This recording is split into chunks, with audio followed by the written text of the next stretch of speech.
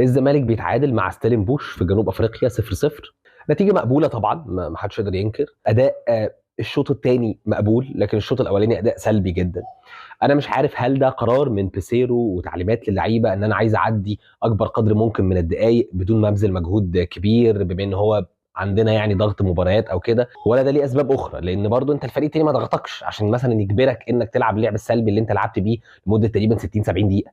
احنا لغايه الدقيقه 70 ما كناش سددنا غير تسديده واحده ضعيفه شاطها زيزو في ايد الحارس. انا بس عندي تعليق واحد: اي دقيقه بياخدها دونجا ومصطفى شلبي وسيف الجزيري هو حرام، مش لينا، لكره القدم نفسها. بمجرد ما واحد او اثنين او ثلاثه من اللعيبه دي بيخرج من الملعب، الفرقه مستواها بيتحسن. فانا مش عارف امتى هنتخلص منهم، وانا مش عارف هم ليه بياخدوا فرصه. وده مع بيسيرو مع اللي قبله مع اللي قبله. ماشي، انا عارف كويس جدا ان احنا عندنا نقص في السكواد، وان انت يبقى عندك عناصر بره جيده تقدر تنزل تغير لك الماتش، ده امر مفيد. ولو انا كل العناصر الجيده اللي عندي نزلوا في بدايه الماتش، هبص جنبي مش هلاقي حد.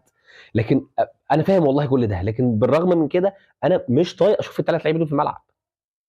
مش ممكن. شوف سيف الجزيري بيقعد يستهلك وقت قد ايه وكاننا بنلعب من غير راس حربه. وناصر منسي اللي هو اصلا قدراته الفنيه مش سوبر، لكن شوف هو بيموت نفسه ازاي. اعتقد باذن الله ان شاء الله نقدر نعدي الدور دوت ونوصل قبل النهائي في ماتش العوده.